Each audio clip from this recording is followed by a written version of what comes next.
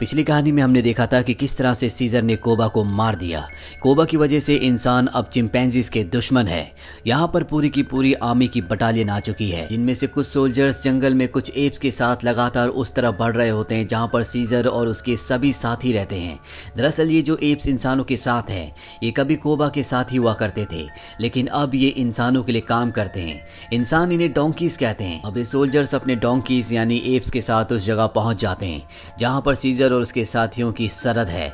यहाँ पर कुछ एप्स होते हैं जो पहरा दे रहे होते हैं और तभी एक सोल्जर उनमें से एक एप को गोली मार देता है। गोली की आवाज़ सुनकर सभी एप्स इनके ऊपर हमला कर देते हैं। वो तीरों की बौछार कर देते हैं जिससे लगभग सभी सोल्जर्स मारे जाते हैं। यहाँ पर एक सोल्जर को दिखाया जाता है जिसका नाम प्रीचर है। वो रेडियो पर कर्नल को सब कुछ बताता है कि यहाँ पर क्या हुआ, पर तभी यहाँ पर एप्स आ जाते हैं जो प्रीचर और उसके 3 जिंदा साथियों को और साथ ही एक एप को जिसका नाम रेड है उसे पकड़कर अपने इलाके में ले जाते हैं, जहाँ पर सीजर उनके सामने आता है और वो प्रीचर को बताता है कि इंसानों से जंग उसने शुरू नहीं की थी बल्कि कोबा नाम के एक एप ने की थी जिसे मैंने मार दिया, और एक यही कारण है कि कोबा के जितने भी साथी थे वो मेरे डर से इंसानों के साथ शामिल हो गए। अब यहाँ पर जो रेड होता है वो एप जो इंसानों का साथ दे रहा है, वो सीजर से कहता है कि मैं तुम्हारे डर से इंसानों के साथ शामिल नहीं हुआ, बल्कि मुझे पता है कि कर्नल बहुत ताकतवर है, वो तुम सबको खत्म कर देगा। सीजर अपने साथियों से कहता है कि रेड को बंदी बना लिया जाए, जबकि वो चारों के चारों सोल्जर्स को घोड़े पर बिठाकर वापस भेज देता है। दरअसल सीजर इंसानों के साथ जंग नहीं चाहता बल्कि वो शांति चाहता है, इसीलिए उसने सभी सोल्जर्स को छोड़ दिया होता है। अब जितने भी एप्स जख्मी होते हैं नदी के किनारे अपने जख्मों को धो रहे होते हैं और तभी यहाँ पर एक एप आता है जो रेड को बंदी बनाकर ले गया था। वो बताता है कि रेड भाग चुका है। अब यहाँ पर सीजर का बेटा रेड आई भी अपने दोस्त के साथ आ जाता है। दरअसल वो अपने दोस्त के साथ एक बहुत लंबी जर्नी पर गया था। वो ये देखने गया था कि एप्स के लिए कौन सी जगह सुरक्षित हो सकती है, और यहाँ आने के बाद वो बताता है कि उसे एक जगह मिल चुकी है जहाँ पर सभी एप सुरक्षित तरीके से रह सकते हैं। अब यहाँ पर एक एप जिसका नाम विंटर है वो सीजर से कहता है कि हमें आज ही निकल जाना चाहिए क्योंकि यहाँ पर खतरा बहुत ज्यादा बढ़ चुका है। सीजर कहता है कि सही वक्त आने पर हम यहाँ से निकल जाएंगे। रात को सीजर देखता है कि झरने की दूसरी तरफ कुछ रोशनियां हैं, और जब वो झरने के पास जाता है तो वहाँ पर उसे एक रस्सी मिलती है। वो समझ जाता है कि कर्नल और उसके सोल्जर्स यहाँ पर पहुंच चुके हैं। वो सबको इन्फॉर्म कर देता है और अब इंसानों के और एप्स के बीच में एक घमासान लड़ाई शुरू हो जाती है। एप्स यहाँ पर कई सोल्जर्स को मार देते हैं और तभी सीजर को अपनी पत्नी और बच्चों का ध्यान आता है, और जब वो उस जगह पहुंचता है जहाँ पर उसकी पत्नी और बच्चे थे तो वो देखता है कि वहाँ पर कर्नल है जो उसकी पत्नी और बड़े बेटे ब्लू आई को मार चुका होता है। दरअसल कर्नल को ये लगा था कि ब्लू आई सीजर है। सीजर अपने परिवार की मौत से गुस्से में आग बबूला हो जाता है। वो कर्नल को मारने के लिए उसके पीछे जाता है, लेकिन तब तक कर्नल रस्सी के सहारे यहाँ से निकल जाता है। सीजर जब वापस अपनी पत्नी और बड़े बेटे की डेड बॉडी के पास आता है तो वहाँ पर उसका छोटा बेटा भी पत्थरों के पीछे छुपा होता है। अब यहाँ पर सभी एप्स होते हैं सिवाय एक एप को छोड़ के जिसका नाम विंटर है जो सीजर का वफादार था। अब सबको ये लगता है कि विंटर इंसानों के साथ मिल चुका है, वही सभी इंसानों को यहाँ तक लाया था। सीजर को पता है कि अब ये जगह बहुत ज्यादा खतरनाक है, इसीलिए अपने बड़े बेटे के दोस्त को कहता है कि तुम सभी एप्स को लेकर उस जगह चले जाओ जो पूरी तरह से सुरक्षित है। मैं कर्नल के पीछे अपनी पत्नी और बेटे की मौत का बदला लेने के लिए जा रहा हूँ। यहाँ पर सीजर का जो सबसे अच्छा दोस्त है जिसका नाम मॉरिस है वो कहता है कि मैं भी तुम्हारे साथ चलूंगा। हालांकि सीजर नहीं चाहता कि उसके साथ कोई भी आए, लेकिन उसका दोस्त मॉरिस और 2 और चिंपैंजीज उसके साथ उसके सफर पर आगे बढ़ चलते हैं। ये चारों के चारों एक घर के बाहर पहुंचते हैं जहां पर एक आदमी को देखते हैं। इससे पहले कि वो आदमी इन पर गन से फायर करता सीजर उसे मार देता है, और अब जब ये घर के अंदर जाते हैं तो इन्हें वहां पर कोई भी नहीं मिलता। वहां पर सिर्फ एक बच्ची होती है, और जब मॉरिस उस बच्ची के पास जाता है तो उसे पता चलता है कि वो बोल नहीं सकती। वो सीजर से कहता है कि हमें इसे अपने साथ ले जाना होगा। हालांकि सीजर ऐसा नहीं चाहता, पर मॉरिस के कहने पर वो बच्ची को अपने साथ ले जाने के लिए तैयार हो जाता है, और अब ये सब के सब यहाँ से कर्नल की तलाश में आगे बढ़ चलते हैं। एक लंबा सफर तय करने के बाद एक जगह पहुंचते हैं जहाँ पर इन्हें सोल्जर्स का एक कैंप दिखता है। साथ ही यहाँ पर इन्हें अपनी ही टोली का एक एप जिसका नाम विंटर है जो इनकी टोली से गायब हो गया था वो भी वहाँ पर होता है, और ये उस तक पहुँच जाते हैं। विंटर इन्हें बताता है कि कर्नल यहाँ से निकल चुका है। दरअसल वो एक दूसरी सेना की टुकड़ी के पास पहुंचकर उनसे मदद मांगने के लिए यहाँ से निकला है। सीजर विंटर से पूछता है कि तुमने हमारा पता क्यों बताया। विंटर कहता है कि कर्नल ने मुझसे वादा किया था कि वो मेरी जान को बख्श देगा। सीजर उसे कहता है कि तुम्हारी वजह से मेरी पत्नी और मेरा बड़ा बेटा मारा गया। और तभी ये देखते हैं कि टेंट के बाहर 2 सोल्जर्स हैं। विंटर अपनी मदद के लिए उन्हें अंदर बुलाना चाहता है, लेकिन ये विंटर का मुंह बंद कर देते हैं और विंटर को मार देते हैं। अगली सुबह यहाँ से सेना की पूरी टुकड़ी निकल जाती है, जो कि एक बर्फीली जगह पर जाती है। सीजर और उसके साथी भी वहां पर पहुंच जाते हैं और तभी गोलियां चलने लगती है, लेकिन ये गोलियां सीजर और उसके साथियों पर नहीं बल्कि किसी और पर चल रही थी। और जब सोल्जर्स वहां से निकल जाते हैं तो सीजर और उसके साथी उस जगह जाते हैं जहां पर गोलियां चल रही थी। सीजर और उसके साथी देखते हैं कि वहां पर सोल्जर्स ने 3 लोगों को मार दिया, लेकिन उसमें से एक अभी भी जिंदा होता है।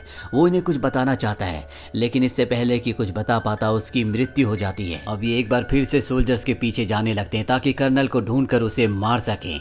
और तभी एक हुड पहना हुआ आदमी इनका घोड़ा चुराकर इस जगह से भाग जाता है। ये सब के सब उसका पीछा करते हैं और तभी इन्हें वो घोड़ा दिख जाता है जो एक पुराने घर के बाहर खड़ा होता है।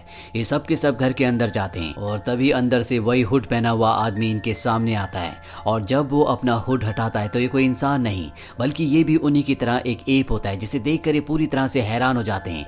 और इन्हें समझ में आ जाता है कि इस दुनिया में सिर्फ यही नहीं बल्कि और भी बहुत सारे एप हैं जो इंटेलिजेंट हैं। वो एप इन्हें बताता है कि मुझे लगा कि तुम इंसान हो, इसीलिए मैं तुम्हारा घोड़ा चुरा कर भाग गया था।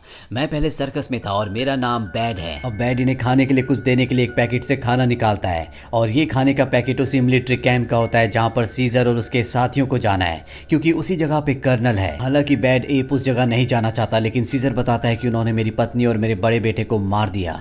यहाँ पर जो एप होता है इसने भी अपने बेटे को खोया होता है, इसीलिए बैड एप सीजर और उसके साथियों को उस जगह ले जाने के लिए तैयार हो जाता है। और जब ये उस जगह पहुंचते हैं तो ये दूरबीन से उस जगह का मुआयना कर रहे होते हैं। यहाँ पर एक सोल्जर आ जाता है जो सीजर के ऊपर हमला कर देता है और सीजर को बचाने के लिए उसके एक साथी एप की जान चली जाती है। सीजर के साथी अब वापस जाना चाहते हैं, लेकिन सीजर कहता है कि उन्हें इसकी कीमत चुकानी होगी और वो अकेला ही मिलिट्री कैंप की ओर निकल पड़ता है, जहाँ पर वो देखता है कि इंसानों ने एप्स को लकड़ी के साथ बांधा हुआ है। वो सब के सब मर चुके हैं, लेकिन इसमें एक एप अभी भी जिंदा होता है। दरअसल सीजर के जितने भी साथी थे जो सुरक्षित जगह की तरफ निकले थे, उन सब को इंसानों ने यानी कि कर्नल ने पकड़ लिया होता है और अब वो सब कर्नल के कब्जे में है। अब यहाँ पर जो एप जिंदा होता है वो सीजर को बताता है कि कर्नल और उसके सभी सोल्जर्स ने हम सबको पकड़ लिया था और यहाँ पर ले आए। अब वो हमसे यहाँ पर काम करवाते हैं। दरअसल कर्नल यहाँ पर एक बहुत ऊंची दीवार बना रहे हैं और इसके बाद वो एप भी मारा जाता है। सीजर अकेला ही कैंप की तरफ निकल पड़ता है, जहाँ पर उसे एक डोंकी एप पकड़ लेता है और अब सीजर भी इंसानों की कैद में है। उसे भी उन पिंजरों में डाल दिया जाता है जहाँ पर बाकी एप्स होते हैं। और अगले दिन सीजर और सभी एप्स को काम करने के लिए पिंजरों से बाहर निकाला जाता है। तभी एक एप सीजर को बताती है कि ना इन्हें खाना दिया जाता है ना पानी, इनसे सिर्फ काम करवाया जाता है। वहाँ पर एक एप होता है जिससे पत्थर नीचे गिर जाता है और वहाँ पर जो दूसरा एप है जिसे डोंकी कहा जाता है, जो इंसानों के लिए काम करता है, वो उस एप को बहुत बुरी तरह से मारता है। इस बात से सीजर को बहुत गुस्सा आता है और वो जोर से चिल्लाता है। और अब यहाँ पर जितने भी एप्स होते हैं वो सब के सब काम करना बंद कर देते हैं। लेकिन जब कर्नल बाहर आता है और सीजर के सिर पर गन रख देता है और गिनती गिनना शुरू करता है तो सभी एप्स दोबारा से काम करना शुरू कर देते हैं। इसके बाद कर्नल सीजर को अपने ऑफिस में बुलाता है, जहाँ पर सीजर उससे पूछता है कि तुम यहाँ पर इतनी बड़ी दीवार क्यों बना रहे हो और क्यों तुम अपने लोगों को मार रहे हो। कर्नल उसे बताता है कि जो भी वायरस से इन्फेक्टेड थे उन इंसानों को मैंने मारना शुरू कर दिया, जिसमें मेरा बेटा भी था, ताकि ये वायरस दुनिया में और ज्यादा ना फैले। ये वायरस अब इंसानों को नहीं मारता बल्कि उनकी बोलने की शक्ति को छीन लेता है, साथ ही उनकी जो इंटेलिजेंस है उसे भी खत्म कर देता है। यानी कि वो दवा जिससे सारे के सारे एप्स इंसानों जैसे बुद्धिमान बन गए, उसी दवा के वायरस से अब इंसान जानवरों की तरह बन रहे हैं। इसीलिए कर्नल ने ऐसे बहुत सारे लोगों को मारा है जो उस वायरस से इन्फेक्टेड थे, जिस वजह से यूएस की आर्मी अब कर्नल के खिलाफ हो गई है। इसीलिए यहाँ पर वो बहुत विशाल दीवार बनवा रहा होता है ताकि जब यूएस आर्मी उससे लड़ने के लिए आए तो वो अपने आप को इस दीवार के पीछे क्वारंटीन रखे, ताकि वो वायरस से भी बचे और ना ही यूएस आर्मी उस तक पहुंच सके। अब यहाँ पर सीजर किसी तरह से कर्नल को अपने साथियों को खाना और पानी देने के लिए मना लेता है, लेकिन सीजर को सजा दी जाती है। उसे ना ही खाना दिया जाता है और ना ही पीने के लिए पानी। अब वो लड़की जिसे सीजर और उसके दोस्त मॉरिस ने बचाया था, जो बोल नहीं सकती, जब उसे पता चलता है कि सीजर को खाना पानी नहीं दिया जा रहा, जिस वजह से उसकी हालत बहुत ज्यादा खराब हो गई है, तो रात के अंधेरे में वो चुपचाप सीजर तक पहुंच जाती है और उसे पीने के लिए पानी और खाना भी देती है। पर इससे पहले कि वो लड़की वहां से निकल पाती, वहां पर कर्नल आ जाता है। कर्नल उस लड़की को देखने वाला होता है कि सीजर का एक साथी कर्नल का ध्यान बटाता है, जो कि सीजर के साथ ही यहाँ तक आया होता है, जिस वजह से कर्नल उस लड़की को नहीं देख पाता, क्योंकि कर्नल ने अगर उस लड़की को देख लिया तो वो उसे मार देगा, क्योंकि वो भी वायरस से इन्फेक्टेड है। इसीलिए वो बोल नहीं पाती। कर्नल सीजर के केज के पास जाता है जिसके अंदर एक डॉल होती है। दरअसल उस लड़की ने जिस लड़की ने सीजर को खाना खिलाया था और पानी पिलाया था, ये डॉल उसी की होती है जो उसने सीजर को दी थी और कर्नल इस डॉल को उठा लेता है। अब सीजर के साथी को भी केज के अंदर बंद कर दिया जाता है। वो सीजर को बताता है कि हमने यहाँ से निकलने का एक प्लान बनाया है। बाहर मॉरिस और बैड एप हैं जो कि सुरंग खोदेंगे और सभी चिंपैंजीज को यहाँ से निकाल लेंगे। अगले दिन सीजर और उसका साथी जब काम कर रहे होते हैं तो सीजर का साथी दूर से मॉरिस को इशारों में बताता है कि कहाँ पर सभी के सभी चिंपैंजीज को कैद कर रखा गया है ताकि वो जमीन के नीचे टनल से उस जगह पर सुरंग खोद सके। अब मॉरिस और उसका साथी बैड एप वहाँ पर सुरंग खोद देते हैं और रात को जो गार्ड पहरा दे रहा होता है उसे नीचे खींच लेते हैं। उसके पास चाबियां भी होती है उन सभी केजेस की जहां पर एप्स बंद हैं। सभी एप्स को आजाद कर दिया जाता है और इसके बाद सीजर यहां पर चिंपैंजीज के जो बच्चे होते हैं उन्हें आजाद करने के लिए जाता है क्योंकि आज रात को यूएस की सेना यहां पर हमला करने वाली है क्योंकि वो कर्नल के खिलाफ है। सीजर अपने सभी साथियों को सुरंग से सुरक्षित निकाल देता है लेकिन वो खुद नहीं जाता क्योंकि वो अपनी पत्नी और अपने बेटे का बदला कर्नल से लेना चाहता है। लेकिन जब वो कर्नल के रूम में पहुंचता है तो वो देखता है कि कर्नल ने बहुत ज्यादा अल्कोहल पी रखी है। वो बोल भी नहीं पा रहा होता क्योंकि अब वो भी उस वायरस से इन्फेक्टेड हो गया है जिस वायरस के लिए उसने कई मासूम लोगों की जान ली थी। दरअसल उसने जब सीजर के केस से उस डॉल को उठाया था तो उसे नहीं पता था कि ये डॉल उस लड़की की है जो खुद भी वायरस से इन्फेक्टेड है और इस डॉल के थ्रू उसकी बॉडी में भी वायरस आ चुका होता है और अब वो भी उस वायरस से इन्फेक्टेड है जिस वायरस के लिए उसने कई लोगों को मारा है। अब सीजर उसे देखकर उसे मारना चाहता है लेकिन सीजर उसे मार नहीं पाता। लेकिन कर्नल खुद अपने आप को मार देता है क्योंकि वो जानवरों की तरह जिंदगी नहीं जीना चाहता। वहीं बाहर कर्नल के जितने भी सोल्जर्स होते हैं उनके ऊपर अब यूएस आर्मी हमला कर चुकी होती है। दूसरी तरफ से एप्स निकल रहे होते हैं और जब कर्नल के सोल्जर्स देखते हैं कि एप्स यहाँ से भाग रहे हैं तो वो उन पर हमला कर देते हैं जिससे कई मासूम एप्स की जान चली जाती है। सीजर भी सब कुछ देख रहा होता है और वो उन्हें रोकने के लिए वहां पर एक फ्यूल टैंक को उड़ाना चाहता है ताकि ब्लास्ट से सारे के सारे सोल्जर्स मारे जाएं। लेकिन तभी प्रीचर उस पर हमला करता है।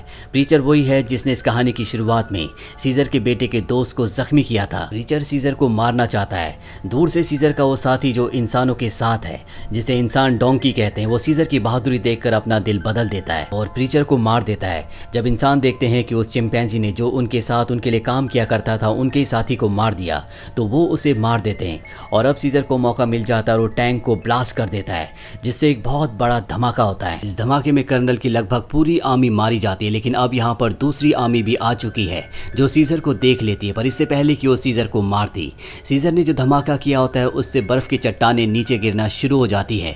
सीजर के जितने भी साथी चिंपैंजीज होते हैं वो सब के सब पेड़ पर चढ़ जाते हैं। साथ ही उस लड़की को भी पेड़ पर ले जाते हैं जो बोल नहीं पाती और अब बर्फ के फिसलने से जिसे एवलांच कहा जाता है सारे के सारे इंसान मारे जाते हैं। इसके बाद मॉरिस सीजर के पास आता है। मॉरिस को समझ में आ जाता है कि सीजर अब बच नहीं सकता। वो सीजर को कहता है कि एक दिन मैं तुम्हारे बेटे को जरूर बताऊंगा कि तुम कौन थे और तुमने एप्स के लिए क्या किया था। तुम्हारी ब्रेवरी को कभी भुलाया नहीं जा सकता। और इसके बाद सीजर की मृत्यु हो जाती है। इस फिल्म के 2 और पार्ट्स हैं जिनके लिंक्स हमने नीचे डिस्क्रिप्शन में दिए हैं। तो ये थी पूरी कहानी war for the planet of the apps की। ये कहानी 2017 में रिलीज हुई थी। IMDb पर इसकी रेटिंग है 7.4। उम्मीद करते हैं कि ये कहानी आपको पसंद आई होगी।